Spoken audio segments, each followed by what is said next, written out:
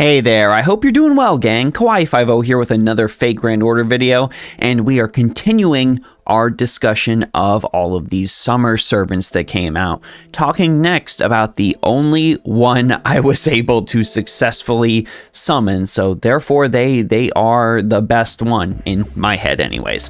That servant is, of course, Summer Caenis. We're going to be going over all of Caenis's best allies, craft essences, and command codes so they can be the security officer that they have always dreamt to be. And we're going to do our best to take Caenis all the way up to 11. Hopefully, this video ends up helping you out. If it does, please consider liking, subscribing, sharing, etc., because that honestly really helps me out. Caenis comes equipped with 1 quick, 2 arts, and 2 buster cards with a single target buster Noble Phantasm. When we're taking a gander at Caenis' stats, there's honestly nothing super impressive sticking out over here. Max HP and max attack are overall fairly solid, as is NP per hit. You're looking at 3 hits across all of Caenis' cards, Noble Phantasm included, with the exception of that extra attack. You get to pull an extra little hit out as a treat. And considering Caenis' rider class, we get heavy star absorption here. So if you have critical stars, they are definitely going to Caenis. However, we are lucky in that Caenis' kit is designed specifically to take advantage of this. Caenis' first skill is Beach Crisis Poseidon rank EX. This gives all allies a 10 to 20% boost to their attack for 3 turns. But if your allies also happen to be male or gender unknown, we're talking about your Astolfos, your Enkidus, etc. here, well, this is going to grant them an extra 20 to 30% on top of that. This is Caenis' biggest damaging skill and the one that benefits the most from being leveled up out of all of their skills. So we're going to go ahead and max this skill first. Caenis' second skill is Sea King Style rank B. This grants an arts card and buster card effectiveness boost of 20 to 30% for 3 turns, and also grants 5 to 15 critical stars on activation. Luckily, most of their deck is arts and buster cards, so Caenis is going to see a nice solid boost thanks to this skill. However, the 10% that we end up getting off of this isn't as substantial as that attack and critical damage that we really want to see, especially considering some of the things Caenis' Noble Phantasm is able to accomplish. Because of this, we're going to go ahead and max this skill second. However, it is definitely important that you level up this skill if possible. And Caenis' final skill is Summertime Combat rank B+.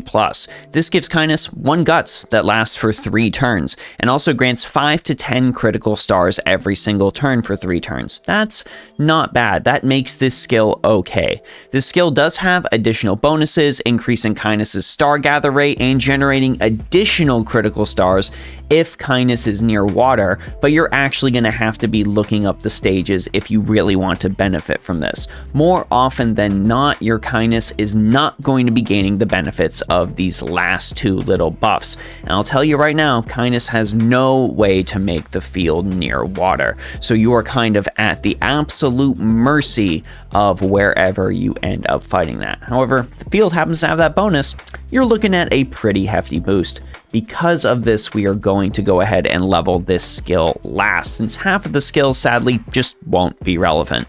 Looking at Caenis' append skills, 2 things stick out immediately. The first is going to be extra attack boost. Since our Caenis is a single target Noble Phantasm and is focused around being a boss slayer, well, that extra attack boost is going to help when it comes to pumping up damage, star drop rate, basically anything related to Caenis being the one mainly attacking. Load Magical Energy, of course, remains the best on any servant in the game, period. Caenis is going to be absolutely no exception. Now, let's take a look at that Summer Noble Phantasm.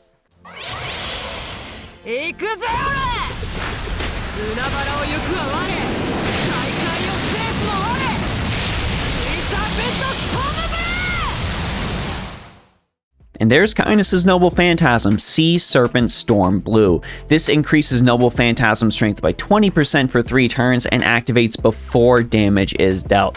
If you also happen to be near water, I'm still salty we can't just make that happen, well, you're going to get an additional 20% attack boost on top of that. This is going to be a pretty solid amount of damage to your enemies, 600 to 1000% damage to that single enemy. But what is most important from this Noble Phantasm is the overcharge effect.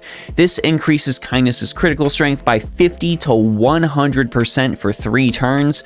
So this is really going to help your face cards pump out that damage, and it is from Caenis' face cards that most of your damage will be dealt because of the high rider star weight.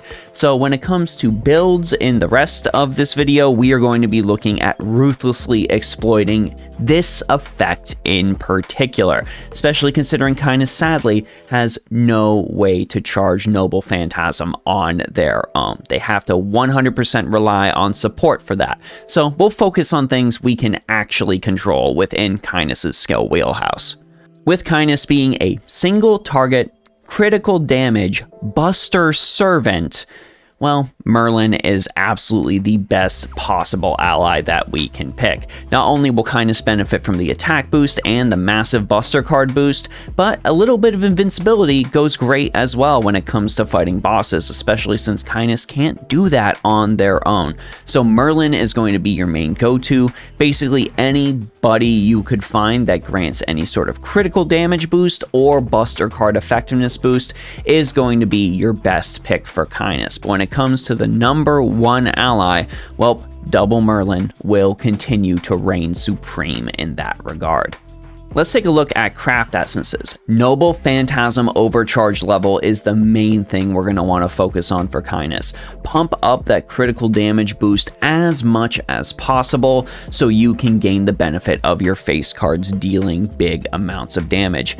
Devilish Bodhisattva is the best option in my opinion, granting a starting NP gauge, which Caenis really needs in order to get the ball rolling, and also increases NP overcharge by 2 levels. It only happens once, but considering you're using Caenis for boss fights and challenge quests, more often than not, those boss fights are going to be short and sweet. So go ahead and take advantage of getting that Noble Phantasm fired as soon as possible. I can also definitely mention the One Who Wishes for Salvation for longer form fights. This gives you 3 to 4 instances of an increased NP overcharge level and will ensure Caenis can keep the critical damage buff up as much as possible. Though you will likely need the help of a servant that's able to really push Caenis' Noble Phantasm charge beyond Merlin. So when running this, maybe consider having a Koyanskaya of Light in the backline to reduce Caenis' overall skill charges, the time that Caenis is waiting to go ahead and get those skills back, and use that to go ahead and push that Noble Phantasm forward. You can also give Caenis the like of Teacher and I if you don't have any NP overcharge craft essences. This grants that starting NP gauge, but also drastically increases Caenis' critical star gather rate, ensuring that you are able to funnel as many stars as possible toward them.